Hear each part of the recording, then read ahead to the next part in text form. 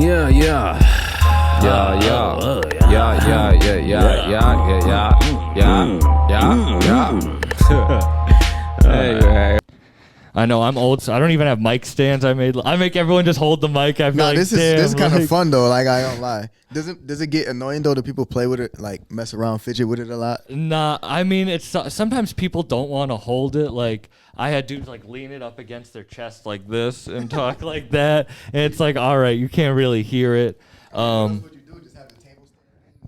have a table stand. I just didn't bring it. I had one dude early on put it down like this and like yell. Oh nah. And it's like, I don't want to like, you're yelling at me for this whole conversation. Like, Facts.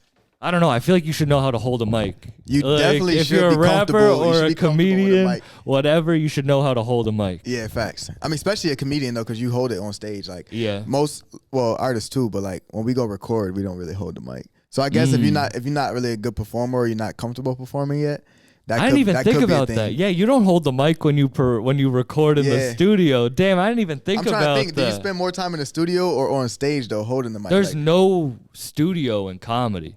You just have to go out in front of an audience. Like every night, I'll go to a shitty bar with 5 people just to tell jokes because it's not like I can go like. I mean, so you probably got more performance skill than most artists do. Yeah, because that's what it is. I like judge people on how like their presence on stage, like not just rapping, but some people clam up in between songs. You know what facts. I mean? They don't know what to do. You just be awkward. You be like, all right, so. You try to explain the song, so this next song. And then they open up and they'll be spitting, and then it's like, you can't talk. So I judge that shit. Yeah. Yo, we were going to talk about, you were going to be a professional boxer? Big facts, bro. That's Big crazy, facts, bro. Yeah, it was either boxing or rapping or music in general. I won't even say just rapping, but just music in general. Damn. Like, how'd you get into that? My dad actually just recently found out I had a cousin who was like, I don't know if he ever was a world champion, but he was definitely a pro boxer making some noise. So it's in my bloodline, apparently. My dad also, he won the Golden Gloves when he was coming up. Oh, really? You know, I got some of his friends, you know, other people in my family too do martial arts. They got their own martial arts schools and stuff like that. So I've been around like combat sports for a while. Yeah. So it's kind of just in me, I guess. I feel like your parents could do, it could be in your family. You can go the opposite way and be like, I don't want to do that. Or I mean, you music can have wasn't like really in my passion. family though, I don't think. Not that I know of, as far as I can trace it. Were they pushing you away from music towards boxing? They kind of were just like, whatever you want to do, we're going to support it. You know? Like, I played football too. I did a little bit of basketball. Like, I'm nice on the court though, but I never really got into the organized side of it that much. You feel what I'm saying? I probably played for like 2 years for my school, like on the basketball team. I think because I was vertically challenged a little bit. so I think the coaches didn't really give me a fair shot when it came to tryouts on the basketball court. So how long ago did you stop stop boxing? 2019 or 2020. Before COVID started in 2020, right? 2020, yeah. So 2019, yeah. And you were saying City Boy was the one who made you not do it. Which one were you going farther in your mind at that point? Music for sure. It was just that I knew I was really, really good at boxing. And, you know, I was already working with trainers like that have notoriety and stuff. So like I was already like fighting high level competition. Yeah. You know what I'm saying? So it was like, you know, I'm going to get his music a little bit more time. And it was just like always in the back of my head. If music wasn't a thing, I would definitely be a professional boxer. Like it was just like I was really, really, really good at it. Is that how it was? You thought you were a musician first and then a boxer? Yeah, I've always been a musician, and I picked up boxing along the way somewhere. Like as just one of the sports that you just do. Like when you grow up and play sports and stuff. That's not. I don't feel like boxing's one of the sports you just do. Yeah. You know what I mean? It's usually somewhere, some way, somehow you got like introduced to it. Somehow. Yeah. You know, but for me, like I said, my dad was a fighter. I got uncles and his friends was a fighter.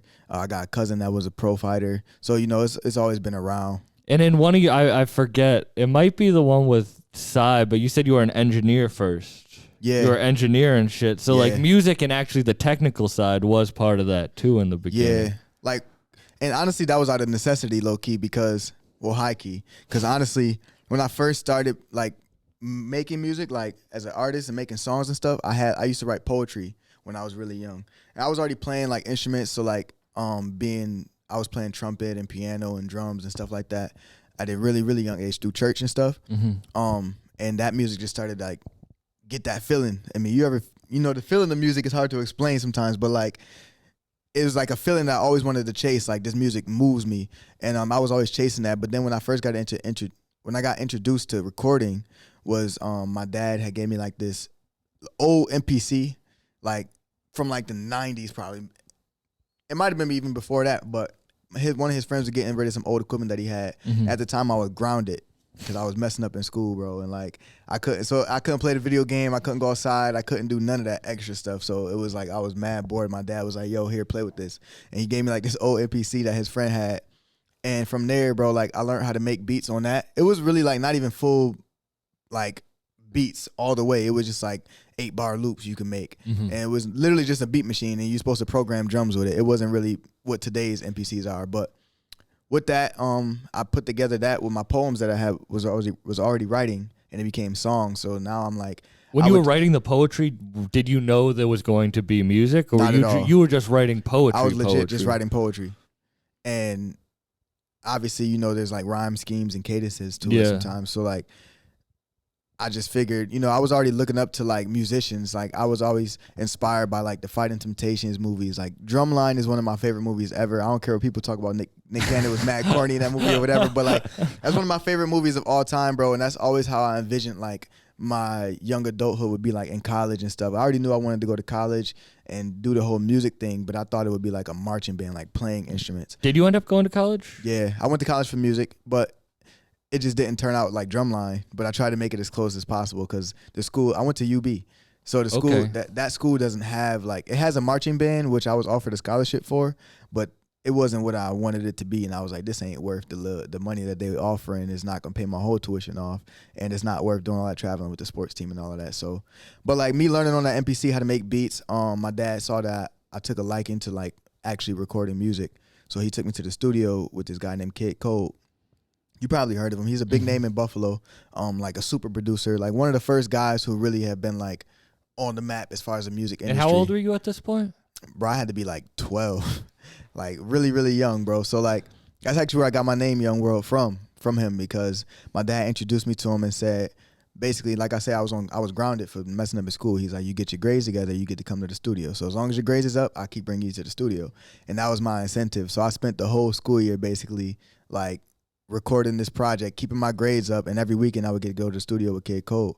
But that's where I picked up the engineering, because it was like I didn't have the money or the access to go and record at Kid Code anytime I wanted to. It was just only when my dad was able to take me. That makes more sense. I don't want to even butcher the lyric that you had, but you had something about like engineer something now as the rapper. So that it makes more sense. It was out of necessity, but that's awesome though. So you were like 12 when you started, and you said you got that feeling about music. Yeah, bro. So you thought that was the thing. What happened? What did City Boy tell you to make you stop? He was just like, yo, like, cause obviously it takes a lot of time to be like really good at something. So like I was putting a lot of time and effort into boxing, and it might have been a couple times where he's like, yo, we about to go do this or come here and that, and I'm like, I'm at boxing, or I'm about to go do boxing, and then he also mentioned the fact like, i.e. interviews, like, yo, you gonna be on camera, what if you got a busted lip or something like that, and you know, or like you hurt your hand, or you do something that is messing up something you got going on with music. And I was like, nah, you right. But I stay committed to it though. I still box to this day. It's just I actually want to get back competitive with it again. I'm not gonna lie. I see it's a lot of celebrity matches going on, so I'm kind of keeping my eye on that type of stuff. But you ever worry about head injuries? Yes. You ever got any bad ones? No, I haven't. I had one bad head injury in my life through a hockey accident. I wasn't even knocked out. Knocked out, yeah. And that shit like fucked me. So like I always worry about that shit. I mean, what was like, you had after effects from it, or just? I had to like lay in a dark room for a month. Word? And all I could do was like, I couldn't even listen to music. All I could do was like listen to people talk. So that's when I started listening to podcasts, and how I got into podcasts and stand up and shit. That's interesting. It's because like, I mean, would it just give you like a headache, like sensitivity to light and sound? And and I don't know if I mumble more than I did, but I definitely don't speak that articulately. For a whole month though, bro? Yeah. I didn't know recovery from a concussion was that low. It was like level 5 out of 5. Ooh. Yeah. What happened? Do you remember the Yeah, the I got play? hit for. I wasn't even. I went to the #1 hockey high school, Mm-hmm. and I just played to impress a girl, and like I was good at it. But like a month into doing it, I got hit from behind, and my head like hit the glass, and the helmet got knocked loose, and then I hit the ice, and the kid fell on my head. So it was like the 3 hits in a that's row wild, just bro. like fucked me up. Yeah. Don't they say that if you get like 3 concussions, like that's like a number that you should be like in your lifetime, avoiding? I think. But people, that's why I'm asking about boxing though, is because like you can get fucked up from that. So it's good you never had. That means you were good. I mean, I was in the amateur still, so I had the headgear. You know what's crazy too though? Like, cause I've played around and messed around in the gym before, like without the headgear before. I don't know what it is, but the headgear felt like it hurt more. I don't know if it. Whether I was protective more or not, I don't know. But like, it's like your body. Like if you won't get hurt if you like go limp, like in a car accident or something. But if you brace up, like it's if you, I feel like if you got too much protection, like padding wise, even with football. Don't they say that rugby's like safer than football because it has no paddings and shit? Also, I think the mentality of it, of like the way that you play it, because like in football, you just full speed, just toss your body head first at somebody because you know you got a helmet on, you know you got pads on to protect yourself. You don't really think. If you're playing rugby, you're not gonna try to do that to nobody. Head because first into your chest. You got to maneuver your body to protect yourself. You know, but that is more what boxing is. My grandfather was a boxer, and it was like it's more like calculated. It's not like brute force versus brute force. It's and everything that you throw is not intended to knock somebody out. So like, not every punch is supposed to be a knockout punch. It has a potential to, of course. I mean, you're getting punched in your head. Yeah. But like, I mean, that's something also that I took into consideration when, you know, deciding to be competitive or not. But just like, I mean, that's a real risk. And even if you don't see it immediately, like even if you've never been knocked out and stuff like that, I mean, you could still be doing things to your brain that you don't really understand until later on that you could see effects of. But, you know, I mean, it's never a good thing to just purposely get You ever think in your if you went down that path and you stopped doing music at that point, like... I would never do that over music. I would never... Do you think you'd be where you are now, though? Like...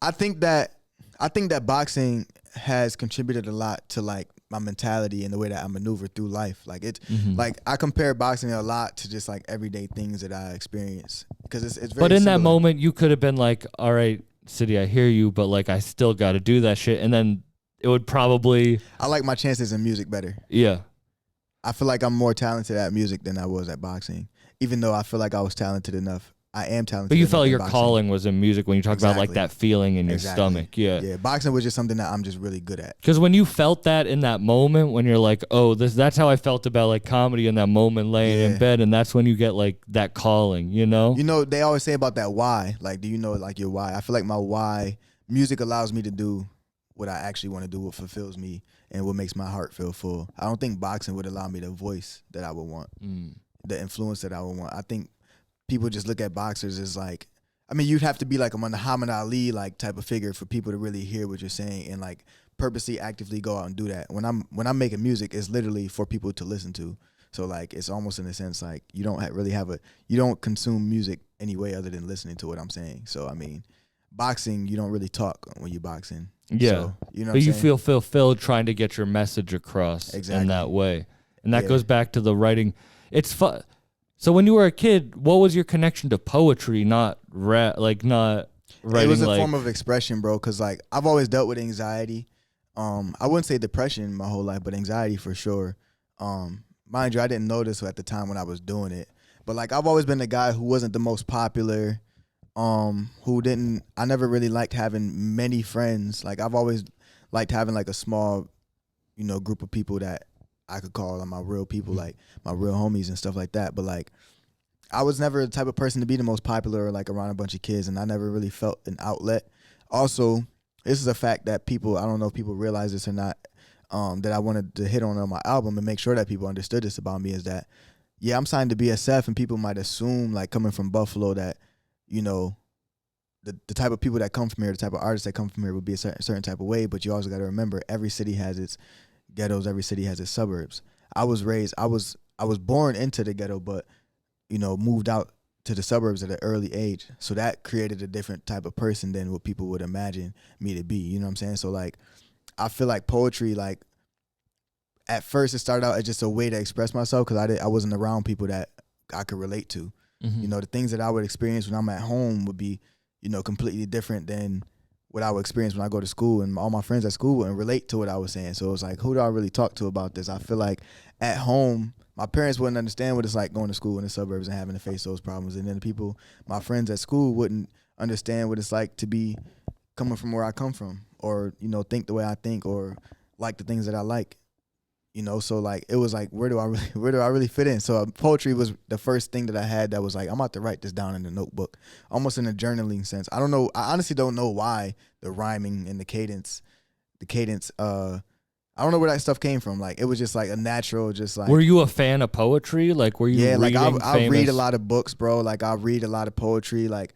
Well, I used to read a lot of poetry. I read just books now. Like I like self-help books a lot now. That's what I read older. Too. Yeah. That's what we always talk about. Whatever like the next self-help book is that we're reading. That's my vibe. Like as an adult now, that's my vibe. But like I used to read a lot of like fictional books and like storytelling, and like I used to love just being able to tell a story with words. Do you still have that anxiety of like not fitting in and shit?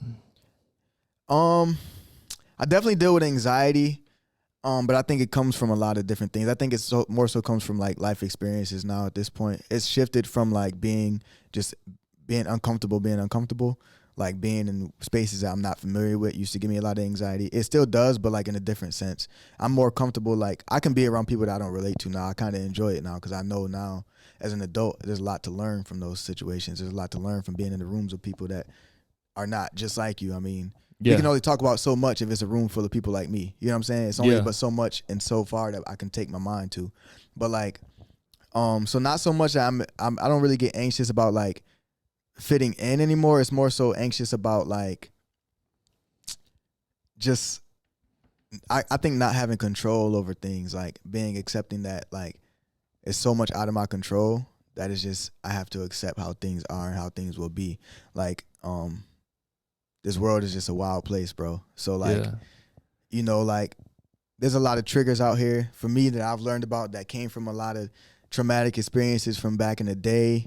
You know, I talk about this all in my songs and stuff too. And that's honestly like why I kept that same kind of like, I use music as a tool the same way I use poetry. Is like when I started writing my lyrics and stuff, I noticed when I would rap, when I first went to the studio to record, it would always be about like what I needed to get off my chest and like what's current around me, what's the things going on around me and telling these stories.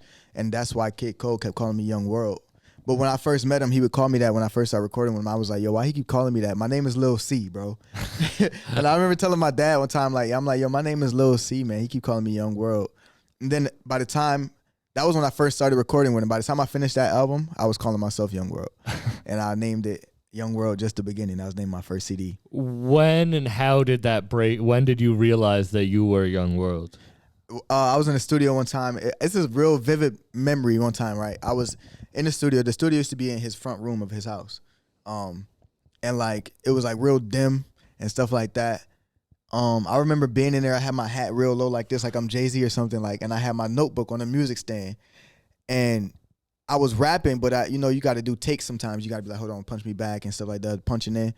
And this when I was learning like all of that. So I would mess up. Like I remember I messed up one time and he was like, all right, we're going to go back to this part. But he was in the middle of changing some stuff around before I could rap it again. And I had a few seconds where something just clicked. And I was like reading the lyrics in my book that I was about to, because I'm like, all right, we about to do the next take. So I'm reading the lyrics in my book. And as I'm reading it, my own lyrics started to resonate with me. As if I was a fan, like, as if I didn't write this, you know. And it was like, yo, this is speaking to the young world. I know what I want to talk about for the rest of my career.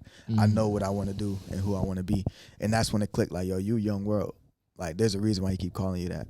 How do you feel now, like listening to your music, having it be like getting shit off your chest? Yeah. Is it like too personal to then go listen Sometimes, back to? bro. Yeah. Sometimes it is. It depends on the day. Because like I said, I'm still deal with anxiety and PTSD and, you know, bouts of depression sometimes and stuff like that. So like, it's definitely like, depending on the day, if it's a day where I'm like really down about something and like I've been here before, I've experienced it before and I'm just feeling the way about something. If I go listen to a song that I did a couple months ago when I was feeling the same way, it might take me there and I might really like break down in tears, and all those feelings just come back, those emotions come back as if I was like reliving that again. Yeah.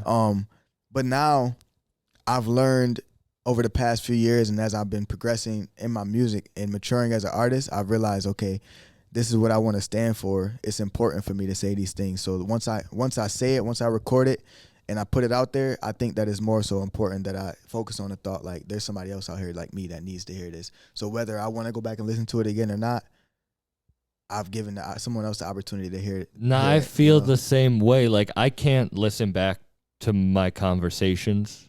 Yeah. Like it makes me feel like so uncomfortable, but people come up to me and say like, oh, you talking, like help me. And it's like, that's why I ask, because I feel like it's almost like too personal for me. It's like I have to put it out there, but I can't go back and listen to it. I can't enjoy it myself. Yeah. I feel you, but because it's like a journal. It's exactly. It's like a journal. Somebody asks you to open up your diary and just read it to them. Exactly, and that diary could probably help them out a lot, but it still is like you're like, this is mine, bro. This is me, bro. Because also there's people in your life that you don't want to hear certain aspects of your life, and that doesn't hold you back from releasing it, but it holds some people back. Yeah, I mean that's, and as we get more popular, right? Don't we also got to accept that, like, I mean, the more people that know us, the more people got opinions about what we say. Whether we could say anything we want. We could say something that we think is going to appease to everybody in the world and be like, yeah, this is what everybody should hear. How do you deal with, how do you deal with like haters online? Like it affects me more than I want it to. Honestly, yeah, bro. Like it definitely affects me. I mean, but the thing with me is like, I'm comfortable with like, I already know what's coming. So it's not like somebody saying something that I didn't expect. Yeah, it's like I already thought that about myself, motherfucker. You ain't saying nothing that I haven't already thought about, or like if you are, I'm like, bro, I already knew somebody was gonna have a problem with it. Everybody not gonna like it. I would just, in my head, I'm just like, okay, then don't listen to it. Yeah, that's them being they never followed their shit. Exactly. So they never like opened themselves up. Yeah. Because it's hard to make, it's funny, it's hard to make that first step into the public world, but when you do it, it's like, oh, this is what I actually wanted to do. Honestly, bro, I tell people all the time that if it wasn't for me being an artist, I don't know if I would want, I wouldn't be, like, I probably have a social media account. I'd still probably be like scrolling, just looking at sports highlights and funny videos all the time, but like I wouldn't be bitches shaking their ass. Like I wouldn't. I had to delete TikTok for that reason. Yo, TikTok is fire too though. TikTok, we ain't even about to plug nobody's social medias because they not paying us right now. So, but yeah, like I wouldn't have much of an online presence besides just enjoying my own type of stuff that I like to watch. If it wasn't for me being an artist, bro, like I only do that because it's important to do it in the music industry. Is that then nice having like a label deal? Because then you have people who can you can focus on one thing and then you don't have to like do all that shit. You can just focus on the art. Yes, but at the same time, I don't know if I would like my situation to be like that, just because I know that I'm very particular with everything. So like when it comes to like social media and stuff, like in my branding, I feel like I wouldn't want nobody to be able to like, I wouldn't feel comfortable saying, yo, post this picture and this is the caption and just text it to somebody. I might as well have just posted it, myself, because all they're gonna do is copy and paste exactly what I just said and then post the picture that I just put. So it's like I might as well do it myself. What is me not doing it personally? Stop it from, it's gonna stop haters from saying anything about it. I do get what you mean though, because I wish I didn't have to use, I wish I could have a flip phone on some real shit. Like that would be dope. That would be dope as hell. But like you can't then grow. Like exactly. I mean you can, but it would be like, it's hard. I'm not gonna say it's impossible or like I don't understand how to do it. One, it would take mad long to do probably. That's why I'll salute Stove God. Like he has an Instagram, but he doesn't that dude never he follows 0 people. Like you could tell he just posted like. You ever notice the biggest artists don't use social media that much until it's time to use it? Mm-hmm. I've noticed that before. It's a waste of time. Like you don't gotta post every day, bro. You don't gotta post if I don't got nothing to promote or I don't got no new music or something like that, I'm just posting my fit. I'm just posting my outfit today. Like I don't know if that's really the type of Instagram page that I would want to have. I would rather every time I post, I'd rather post less frequently, but every time I post, it's impactful. Every time I post, it's fire. It's some great quality content. It's, versus me posting every day just to post, just to keep a engagement going. Because it's not even that, it's the like feeling you get of like, oh shit, these likes are coming in. Yeah, like, whether people want to admit that or not. It's I'm addicted to that shit hard. Like, I'm not gonna deny that shit because it is true, and people don't realize that social media shit is just like a drug. Like, it is, bro, and even more so, like, you got to think, bro, like, if a cereal company puts out a cereal, right, and they testing their product and they see if people buy it or not, that's equivalent to me putting out a post and seeing if people like it or not. It's not that I'm addicted necessarily to getting the likes. It's me analyzing the data to see what my consumers are actually liking or not, so that the next time I can know what to post and what not to post. So people think that like, oh, it didn't get a lot of posts, they just taking it down because they insecure, or they stopped doing that because they're insecure, it doesn't get a lot of likes. I mean, that would just be bad business tactics. I feel like if you're doing stuff that people don't actually engage with, so obviously you're going to pay attention to your likes and try to get the most likes, because that just tells you that you're making the most sales, essentially, if this was like a sales business. You know what I mean? Yeah, that's the thing that sucks is, and I don't know, you're getting more into like the business side of it, and it's great because then you learn, oh, this is how I can make it an actual, but then it like loses the fun of it being like just a passion, like an art that you're trying to put out. That's the part that I don't like about, like, once you start to become more professional with it, is that you have to be so calculated all the time, because it's like when you coming up and you just grinding and you trying to get to that certain level, like, you could almost do whatever you want, bro. Like, and it's just either they gonna like it or they not. But if you just enjoy doing it, do it. Now, like, I'm not even going to say now at this point in my career, because I don't even know if I'm at that point yet. But eventually, I know there's a point in most artists' career when they become successful that everything is super duper duper calculated.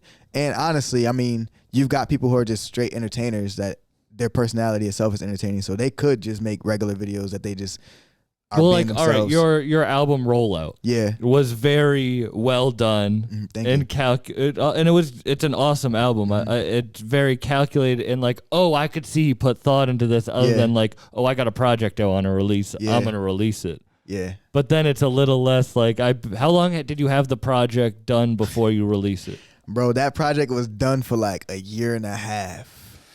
It was supposed to come out originally like on my own, like I was just gonna put it out. Well, not necessarily on my own, like, just BSF. And then Empire, the deal came on the table, like, literally right when we were about to release it. And it was like, yo, you got to not release this because I got a bigger opportunity for you for it. And I was like, okay, bet. So we ended up. How does something like that come? Congrats for that. How does something like that come along for like an artist? Relationships, man. BSF, we the biggest. You know, like, yeah. But nah, Griselda, I believe Wes done work with them, but definitely Benny has. Burden of Proof was on Empire, and if I'm not mistaken, Tanner Talk, one of the Tanner Talk projects was on Empire too.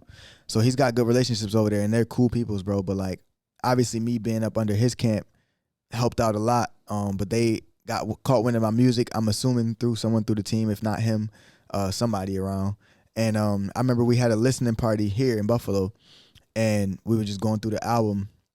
And he called me over, like, if I'm not mistaken, somebody got a video of this somewhere. I feel like somebody caught this on video and sent it to me, but I got to find it. But, like, Benny called me over and was like, yo. And I, like, came in the corner. He's like, yo, asked me a bunch of questions about, like, me personally that I guess is whoever he was talking to wanted to know. He was like, yo, watch this. And then next thing you know, like, a couple days later, he's like, they called me and was like, yo, Empire's about to do this with you. I'm like, all right, that's a bet. So it came definitely through BSF. Shout out to the whole team, man. They some of the GOATs, man. I ain't gonna lie. Like, some heavy hitters on that team. Just it's really becoming like a powerhouse, bro. And like, that BSF stamp means a lot. I mean, especially coming from Buffalo, but 100%. But also the Empire stamp means a lot too. How much changed in the album from? Honestly, bro, like, they just let me do me, and that's why I was rocking with it, because it's like, it wasn't like a situation where they tried to come in and like infiltrate everything and be like, yo, you got to do this, do that, do that. It was like, nah, like, we've already heard what you got. We know you're talented. Let us do it with you. We believe in you. It was more so of like, we believe in you and we see the potential in it. So let us help you out a little bit. And it's cool because it's, I've had a lot of Heem was just on, shout Fuego Bay, shout Rick. Like I love BSF, but it's cool because you're a different sound that also fits into it. Yeah. I think that was on purpose. Like any good business exec, as Benny is, would, you know, you got to diversify. You got to expand your sound, expand your brand. So like he knew what he was getting into when they like City Boy, the one who brought me into it. And I met City Boy because I used to own a recording studio in Buffalo, and he had I think Conway was How old were you when you owned a recording studio? 19. My dad is in the real estate. That's how he makes his living. So my dad and my mom are both entrepreneurs. That's how they've been my whole life. So they put the entrepreneurship in me at a young age. And so me and my dad built the studio from the ground up, like with our hands, man. Hands and feet. We got to work, bro, and we built the studio. And I just learned everything that I took everything that I learned from K Code and brought it with me. It was like, okay, I got enough. I could do this. Like, you know. How did you stay with your sound? Like not then, you know. Yeah, I feel like just always be yourself, bro. Like, and you said you played instruments. Yeah, I play instruments too. So like that plays a big role in like my production and stuff because I produce my beats as well. So like when I'm making my beats, you'll notice like if you wait, did you produce that? Yeah. Damn. Like I co-produce some of the tracks, have co-producers on it as well, but you know I produce on every single track. That's wild, man. Yeah, it's very rare, if ever, that I let a track come through that gets all the way finished and I don't have any production on it. It makes a lot of sense, though. Yeah. I feel like there's a difference in music when one person makes the whole, like, of course, co-producers. It sounds really cohesive, right? Because it's like a composer, like then you're composing the whole piece. Exactly. Instead of like a collaboration. Exactly. Then you got a bunch of different ideas that are like mashed into one, which could potentially sound really good or sound not as good, depending on who's creating it. You're right, and the chemistry and stuff. So that's when all of that comes into play. Sometimes I feel like it's a lot easier for me to just, I know what I want it to sound like. I know how to make it sound like that. So why wouldn't I do it? You know. Mm-hmm. So it's just like I said, I learned how to produce out of necessity as well. Which I was already playing instruments, but it was just like I learned how to record it, so I could make my own music and I could rap on it. I could sing on it. I could do whatever I want on it. I could mix and master it myself. So it was just like I became like addicted to learning. I'm a huge learner, bro. Like any information that I can learn, I know so much information that you'd be like, why do you even know that? And I'd be like, bro, I don't even know. Hey guys, this episode is sponsored by dope rapper and good homie of mine, Fast Life Wooly, out of Philly, Pennsylvania.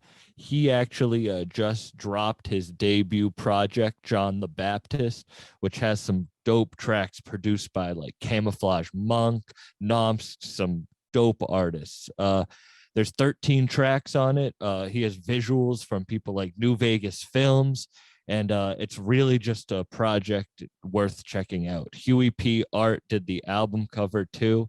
You can find it wherever you go to get your music, and you can find out more about Fast Life Wooly at fastlifewoollyofficial.com. Let's get back into it.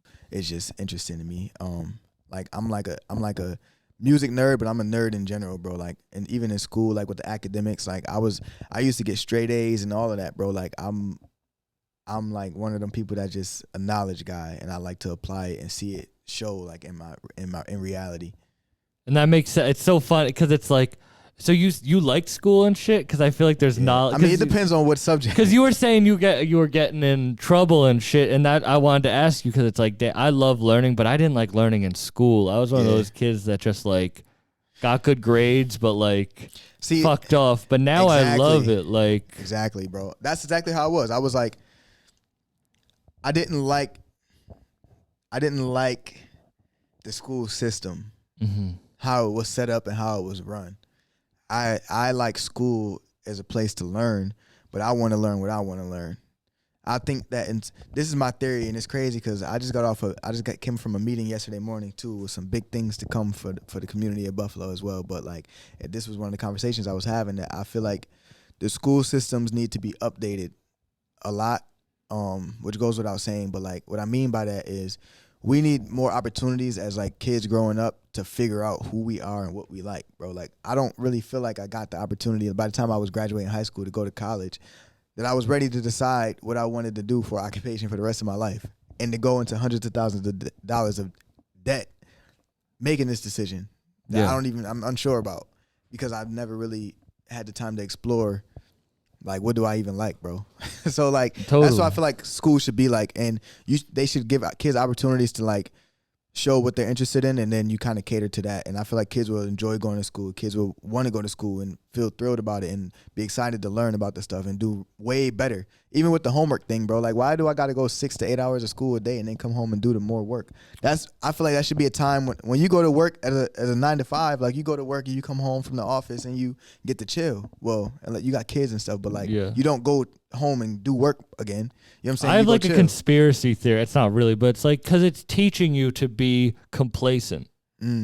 Like it's teaching people that this is what you do. It's prepping you for that corporate. It preps you for you work all day, you give up your day, and even at night you still got to do shit. The next day you wake up, you do it again. Yeah. Because you think you're a combination of everything that ever happens to you. So if you force kids on a mass scale to be complacent, then that's all their time. Facts. And then they're complacent adults. Yeah. And that's why it's like, school was fine. I liked learning, but that wasn't what I didn't want to be complacent. Like I'm not a complacent person. Like I hate people telling me what to do. I hate exactly. And that's why I'm asking you about the empire shit, that shit, because it's for me. I do this independent, but I realize to grow, you have to grow it into a business. Facts. But then it's like I don't want to be complacent. I don't want to have a boss, but then that holds you back. Yeah. You know? I mean, it's all about partnerships too, bro. Like sometimes, because I honestly, I used to say that all the time, bro. I'm like, I'm not signing no deal, none of that. When BSF came about, they showed me before they ever even showed me any paperwork. They showed me what they can do for me. They brought me on tour. They showed me like the resources that they had and how much they'd be able to help my career be more of what I'm already trying to get it to be. You know what I'm saying? They would just give me the resources and the tools that I needed to do even more. They told me don't stop doing what I'm doing. Like, continue doing what I'm doing. They just want to put it on a bigger scale now. How did that come together? With BSF? Yeah, your relationship with BSF. At the studio I used to own, Conway wanted to shoot a video, and the director for the video was like, he called me. He's like, yo, I need like this warehouse vibe. And I had like this grungy like aesthetic to it where it was like kind of like recording like, because I grew up recording in the basement, in my parents' basement, bro. Like, that's where I used to bring students from high school that wanted to rap in my basement and make my bread, like, in high school doing that. So, like, I used to, that was one of my things. So, like, that was kind of the aesthetic that I had with the studio, and they needed that for the video. So, I'm like, yeah, pull up, bro. And, you know, they brought the whole gang. So, City Boy ended up pulling up. And at the time, Boat actually had a session that same exact day. So, when Boat's session was done, I told him that what was going on afterwards, and he's like, I'm just about to stay and kick it. I'm like, all right, bet. So then when they came, Bo introduced me to everybody, and I was just playing my music in the background, like as they were setting up and stuff, just like feeling the ambiance or whatever. And City Boy was Were you doing that?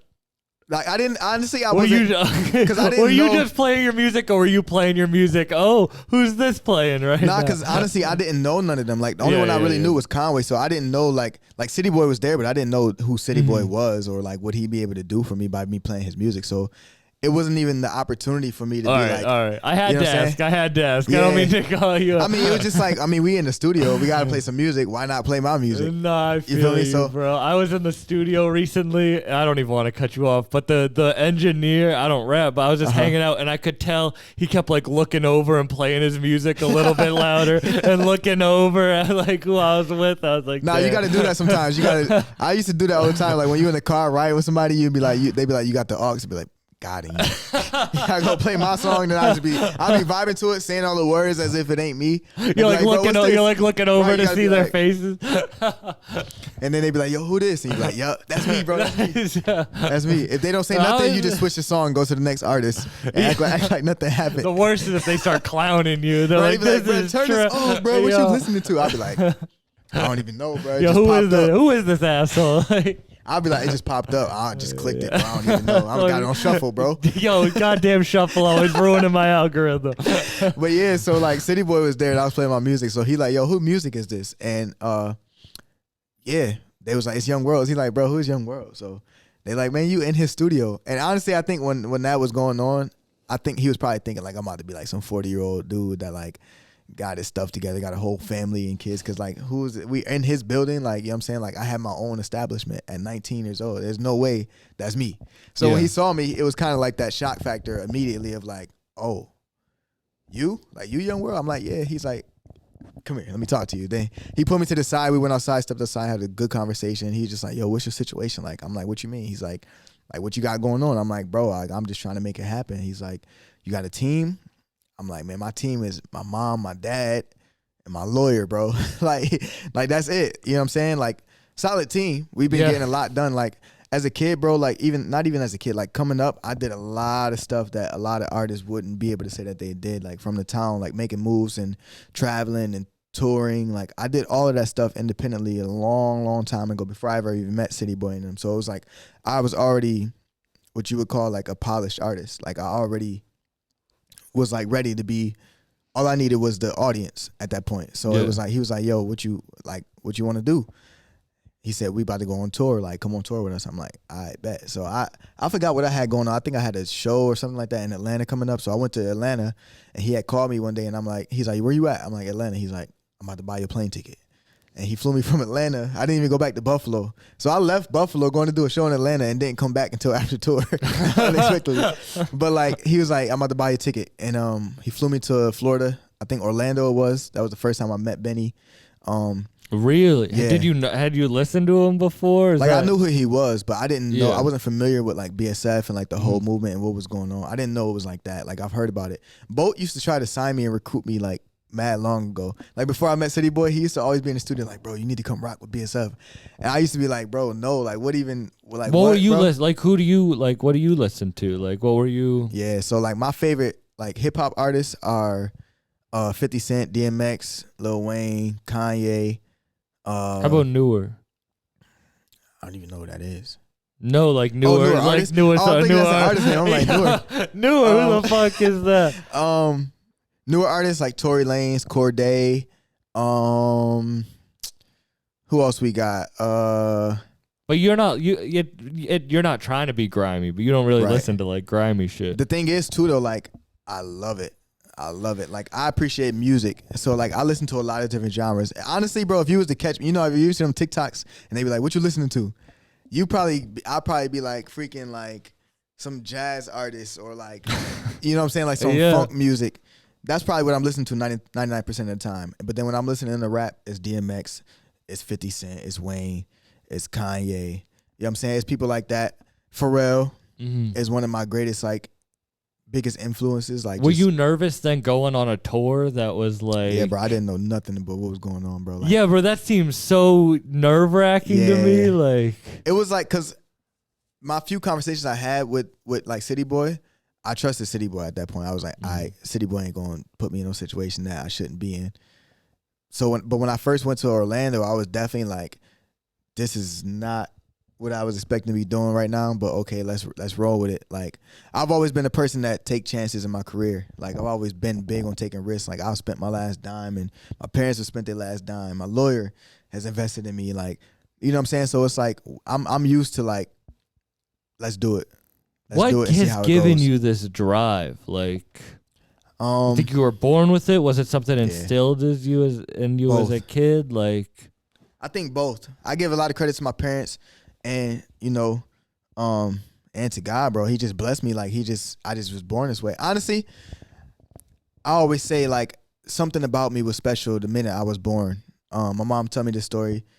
I was born, like, in a casino by accident, like, in Atlantic City, New Jersey. I wasn't even born in Buffalo, but that wasn't supposed to be like that. I was premature. And my mom was playing the slots, and her water broke. She went to go hit the slot thing. Her water broke. She win? Yeah, she won a lot of money that weekend or week or whatever. But like, I always say she hit the jackpot with me. Yeah, you know what I'm saying? She was in the casino playing the slots, and I was born. And then I think she went back to play the casino again before she went back to Buffalo. And she won a lot of money that weekend. So she told me that story all the time. And when I was born, like, it was a lot of complications too. Like, it was a close call. Premature in a casino, yeah. Like, you know, she said I had a lot of complications that the doctors had to fix, so I had to stay in New Jersey for a while before I got to come back to Buffalo and be with my family and stuff like that. But So I always say like whenever she tell me that story, it always reminds me of like that just mean I was special from the jump. Something about me was that resilience. Like, you know, it was a situation where like it could have went the other way and wouldn't be here. Do you not drink either? Nah, well, like on occasion.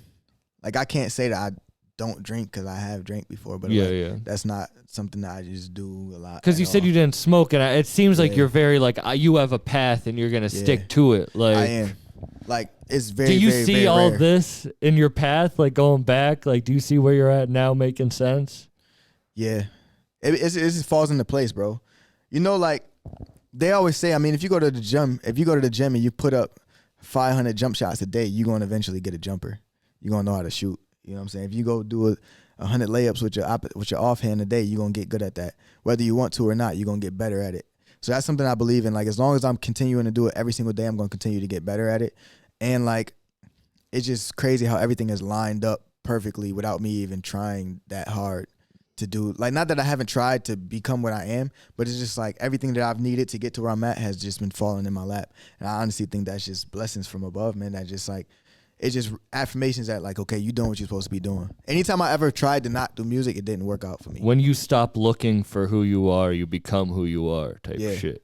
Exactly. And it's like, I could never get away from it. Like every time I've tried, not even that I've tried, every time that I've like done anything other than music has always been involved in some way, shape, or form.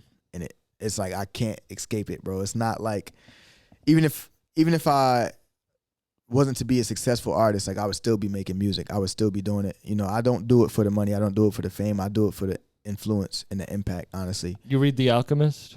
That's on my list. I think 2 books from now. 2 books from now. I just finished. You better hit me up after you read that because I want to Facts. know what you think about that because that's what that whole book is about. Yeah? Yeah. It's a novel. It's not like it's a fictional story. Oh, okay, yeah. It's weird though, like, but it's really about how you have the omens in your life that if when you follow what your path, it leads you, and you don't know exactly what's gonna happen, but when you stick to it, it always works out in the end. Yeah, I believe that. I believe that that's true, bro. Like you can't. Whenever you try to be something you're not, it's gonna always show, the universe or God or whatever you believe in is gonna always something's gonna always pull you back. You're gonna always feel weird about doing it or like feel like this. Like it's really hard to get away from something. Like it's like imagine like a freaking like giant rubber band tied around your waist, like attached to a pole, and you try to run away from that pole your whole life, but you're supposed to be attached to that pole. That's just what it's supposed to be. Every time you try to run away from it, like you might stretch the band a little bit and feel like you're getting a little bit further, but like it's gonna always pull you. You're gonna get tired and it's gonna be like, nope, get back. And that's kind of what I feel like it would be like if I could imagine trying to run away from like what you're supposed to be. Yeah, bro. and that's why the self-help books, people like to talk down on them, but it's like, no, because once you find who you are, you want to be the best version of yourself. Exactly. Like I was just at my high school reunion. I went to this big How was high that? school. Was that awkward, bro? Because mine's coming up soon. So it was, I went to I got a full tuition to an international high school. Okay. So like in 8th grade, it was $85,000 a year, and they just gave that shit to me. Like, so I always felt out of place. Like at home, I was going through like the story I told you before the podcast, but like I'm going to school with billionaires, kids and shit. So like I always felt like anxious because I was like, no one understands what I'm going through at home, and at home they don't understand what I'm going with at school. And then the what was the point of that story? Why I should smoke? No, the high school reunion. The high school reunion. So going back, I'm finally who I am. Like right now, people know who I was. Like I could never have gone to Harvard, but Harvard University wrote an article in their magazine about me. Like, wow, that's fire. I'm finally feel like who I am. So going back, I felt like confident to my high school. Like I felt like, oh shit, like now's the best time in my life. Like, and it's only gonna get better. But I talk to people who are like, damn, like I peaked in high school. It's great coming back because like this was the best moment of my life when we were here. And that to me makes me so sad because it's like the complacency. Like that gives me anxiety itself, bro. I don't ever want to peak. Like I don't ever want to be like, damn, that was the best year of my life. Because it's like, it's crazy. Because boxing, when I was like at my best that I've ever been at boxing. I won't say at my best because I feel like I could still get better. But like best shape I've been in, like felt the greatest. Right now, that was right before like I got signed and everything like that. Since then, I put on probably 20, 25 pounds, bro. I'm in the worst shape that I've ever been in. You know, I'm not in terrible shape. Like I could still, you know what I'm saying, do my thing, but like I've never been yo, this is crazy. I'm about to say this publicly. And people probably gonna be like, bro, really, bro? But I'm 155 right now, right? I was fighting at 130. I've always been in between. I don't know if I've ever been over 140 in my entire life, bro. So like something about my confidence, something about my anxiety, all of that stuff started like getting to a crazy level that I've never felt before when I stopped doing my boxing. I wasn't making music as much when I wasn't in shape, I think it has to do with confidence too, bro. Like I felt way more confident. Even in my music, I would listen to it and see what I'm talking about. I remember I was riding in the car with City Boy one time and we was getting ready to release Blue. And I'm like, I was making mad songs. I'm like, this is what I want Blue to be like. And he was listening to it. He was like, not that these songs are trash, this is fire, but this ain't what I heard when I first was introduced to you. You're not giving me that same energy. And I sat back and I thought about it. I'm like, bro, I really kind of stopped being who I am for real. Like, you know, I had moved out to Atlanta away from everything that I know. I'm saying I stopped boxing. I've gotten out of shape. Stopped reading books and stuff like that. Like the stuff that I used to do to maintain who I was at heart, I stopped doing a lot of that stuff. And I didn't realize it until like a couple of those moments happened. And I'm just like, I got to get back on my stuff, bro, and really get back to who I know I am, who I've always been. And since then, bro, it's been great. So like you just said, like feeling like who you're supposed to be is super, super important. I feel like a lot of people don't either they don't know who they're supposed to be or they've never had that feeling yet. Yeah. But once you get that feeling, it's kind of addictive. Like I got to stay like this or I got to keep improving. I can't. But that's like you were talking about kids need to find their thing. It's like I got in a bad hockey accident and I happened to find my thing. That's crazy. But like that's wild, bro. Some kids don't ever get that opportunity to like get that feeling of like, oh, this is what I'm supposed to do. Do you believe that everybody comes across something that tells them what they're supposed to be, but some people just see it, some people just don't? I think yes, but I think some people have just. Or you really think there's people who just out here just day by day and never have had any glimpse of what they're supposed to be? Like they have completely no clue. I think there are definitely some lost people, but I think anyone can find that path. But it's like anything else. There's some people who are more fortunate to be closer to that and not. Because I was able to have a lot of opportunities that allowed me to get to where I am. Right. But then you look, like I'm 24 years old. So I'm young and I'm able to find those opportunities.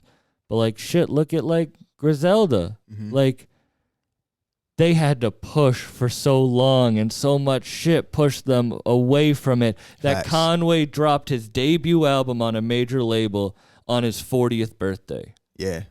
That's wild. Like that took a long time and a lot of shit could have not. But that's the like. Certain Khan has said this. Like I asked him if he wanted to have a normal life. He's like, my life's never been normal. Like my life's never been normal. Even before this shit, it was never normal. So like what's normal? You know, there's people who have normal lives. What would you? And those are the people who don't want. Those are the people that might be lost. If we're talking like real shit. Like the people who are just fine and are everything's good in their brain and their body and their life, they're complacent. They don't need to search for the more. They're happy working with like you say the dudes who have cookouts every weekend with their friends and like are just drinking beer and just chilling and they do that forever because that's all they need. Like But some people need more. Is that their purpose? Is that what they're supposed to be doing there? Oh, that's such a hard question, though. That's tough, right? Because then there's a lot of people who would be like, I guess, like, I think there's a lot of people who would. Do you think that? But there's some people who might not even think about that. Right. They don't even think. I believe there's people who just go day by day, just like, bro, it is what it is. I don't know anything. Yeah. About anything. It just is what it is. Which, I mean, I can't say that that's good or bad, honestly, because I don't know. I think everybody's here for a reason, honestly, but I think that I think everyone has an opportunity, like you said, to find out who they are. I think it's just a matter of recognizing the signs. And I think people need to step away from outside distractions and outside temptations and I guess being what other people want them to be and being so focused on that. I think that's what our biggest problem is nowadays. One of the biggest problems is that we want to be the people that other people want us to be. We want to please everyone else. If I dress like this, I'm going to look cool to my friends. Or if I speak like this, I'm going to sound cool to them.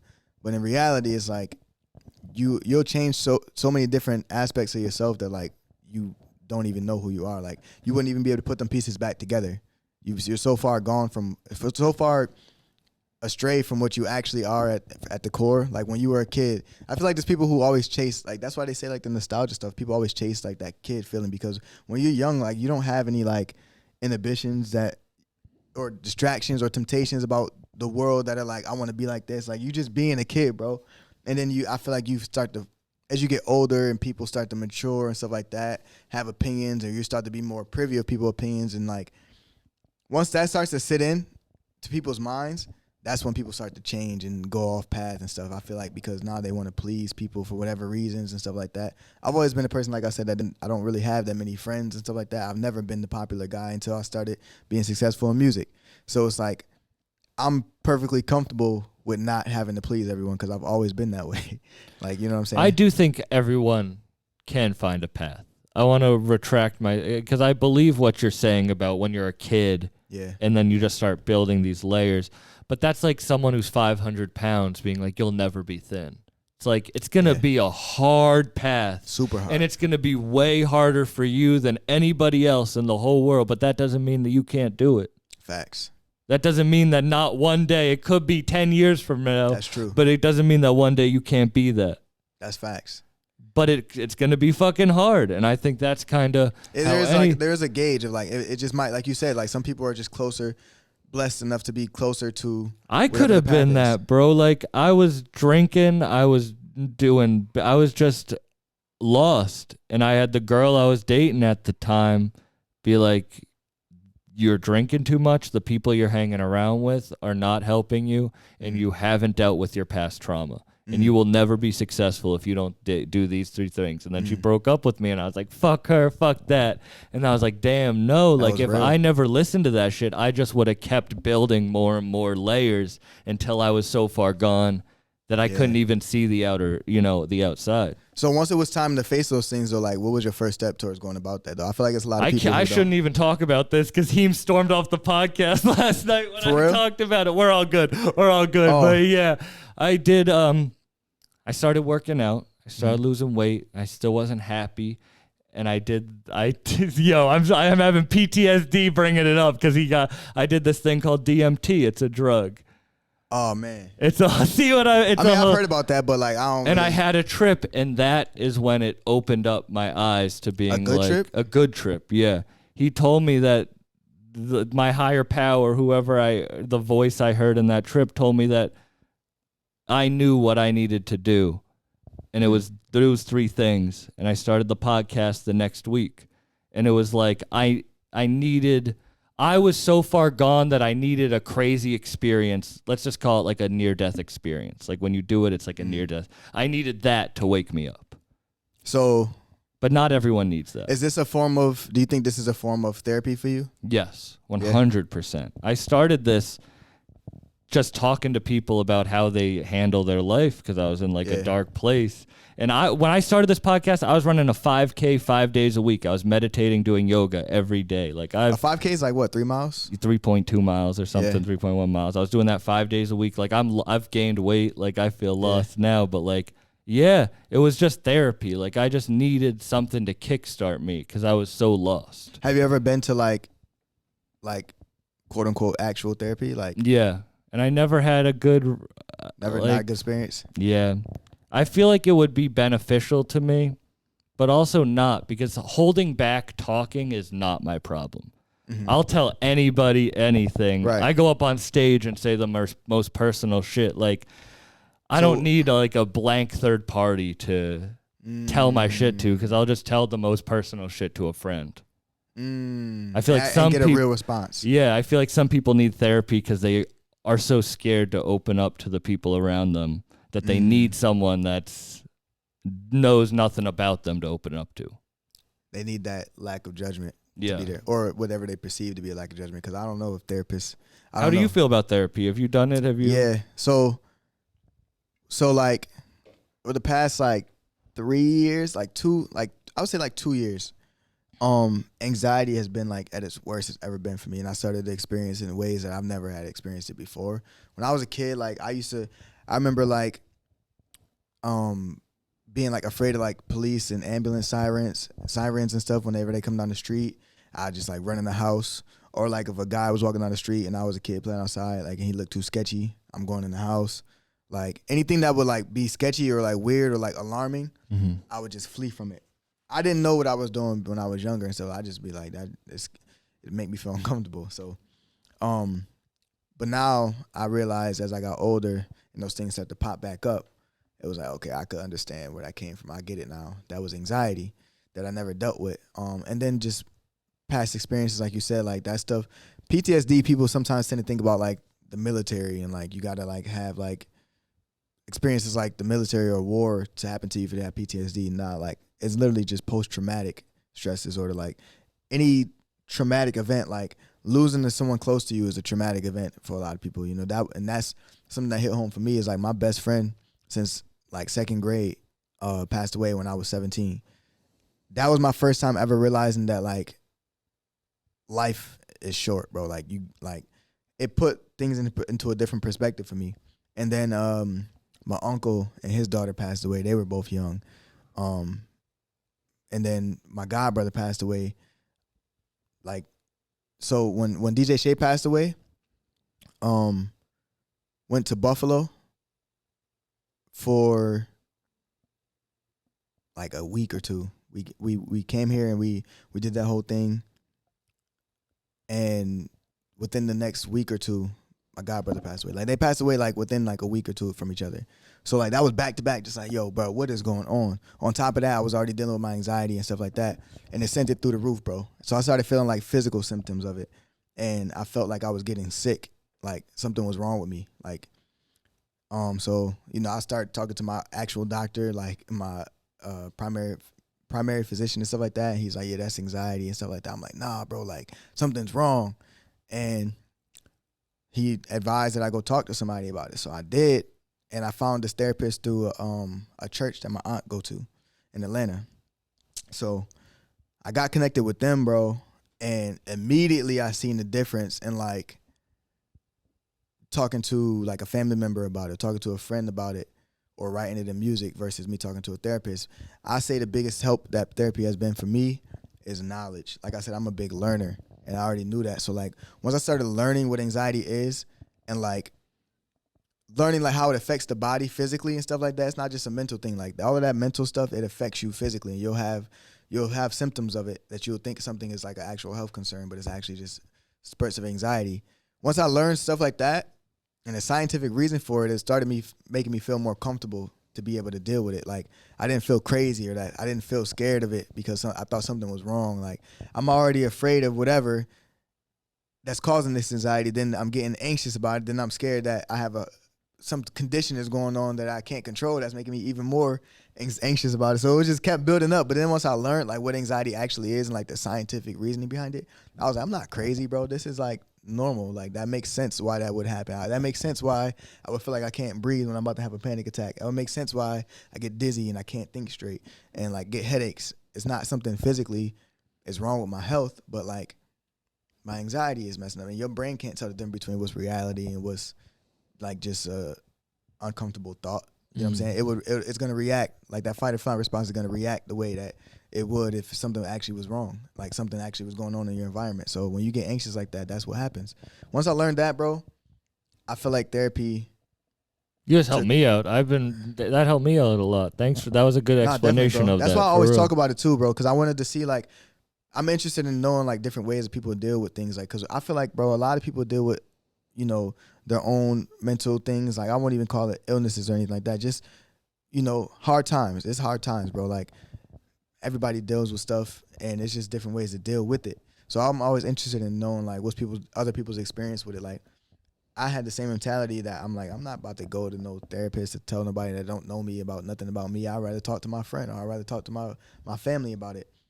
But then once I expressed that, because they did ask me that, they was like, why didn't you come to therapy before? Like, yo, like what was stopping you before? What made you decide to come to therapy? What makes you think it's a good idea? And I'm like, bro, because I don't know what else to do.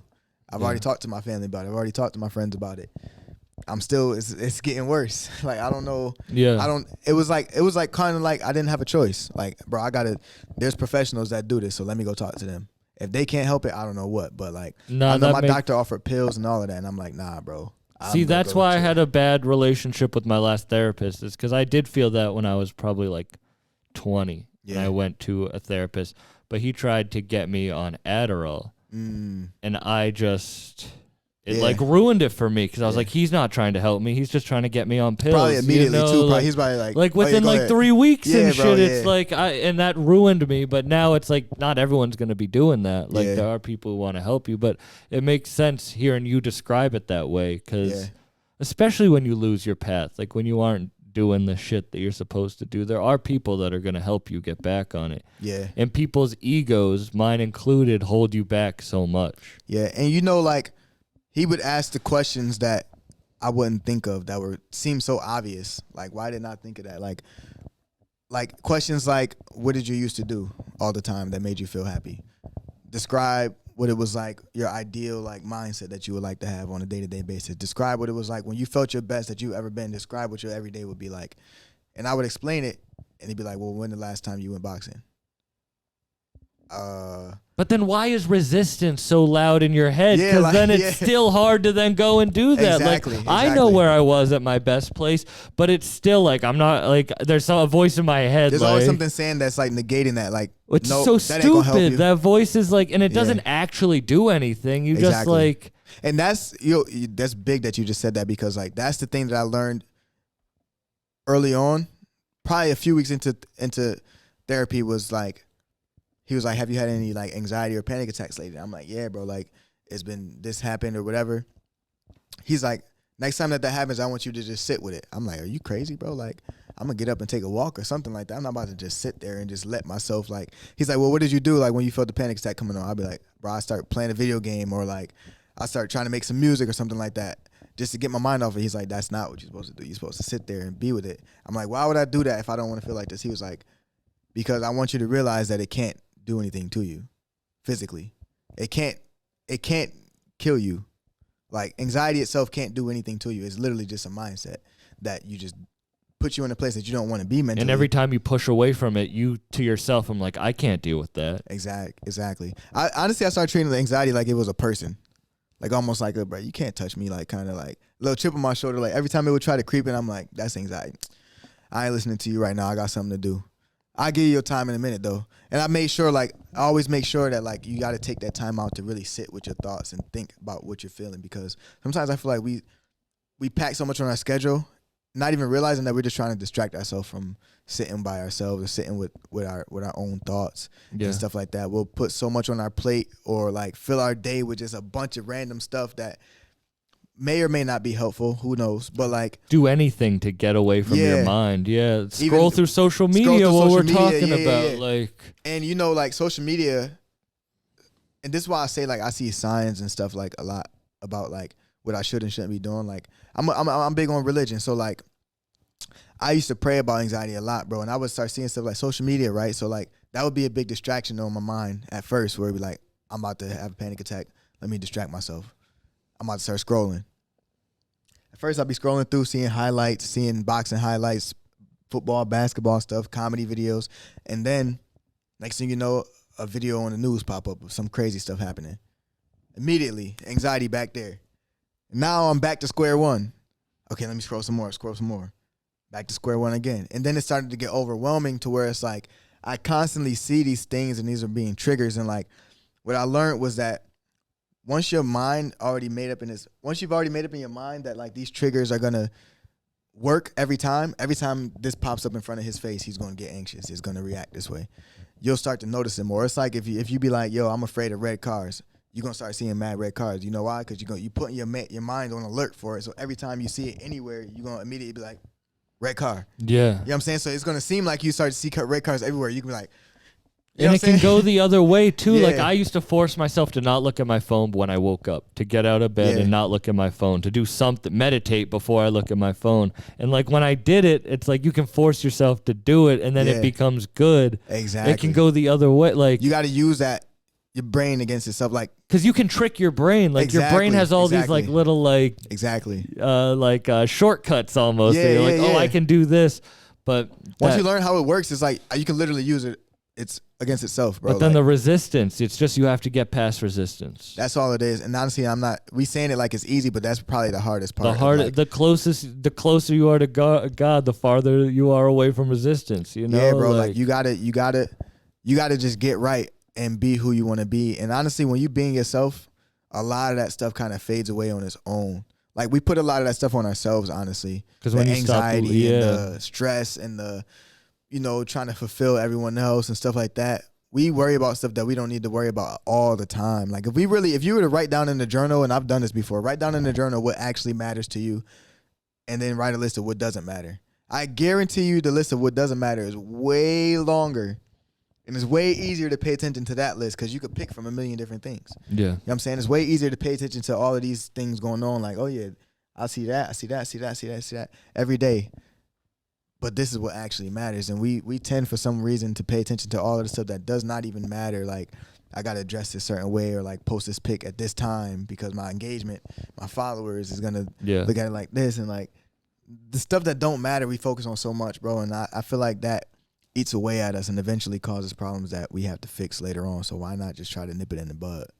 Because you are your version of yourself that you see in your mind. If you're like, I'm not successful, you're not going to be successful. But if you're like, no, if I'm doing this, like, man, this was awesome.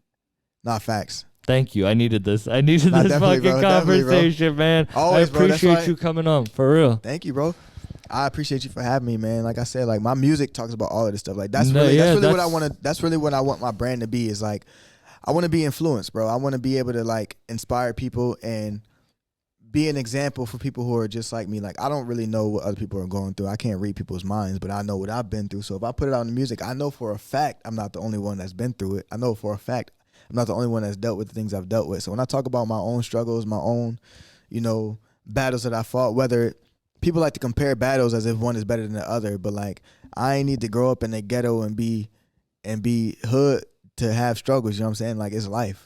Life is hard sometimes. Because there's a lot of people that will relate to that and need to hear that. Because a lot of people don't have anyone around them asking or talking these types of things. And I think it's relatable too, bro. Like some of the stuff that I talk about, I feel like most of the stuff I talk about is not just like I talk about losing people close to me and how that affected me mentally and stuff like that. I'm not the only one. You don't have to be in the hood to do that. But obviously people in the hood, that happens all the time and stuff like that. Like it goes across different demographics, bro. So it's never like I'm talking about one thing and it's like, bro, I can't relate to that. I'm not listening to that. I guarantee you that anybody in the world that listens to my album will find something in there that they be like, I needed that. Literally any song. Like it could be an R&B song, pop record, a rap, hip hop, boom bap. Shit, you don't even have that many features on it because you can handle yourself. But like the track with Benny's crazy. The track with Size crazy. That was it.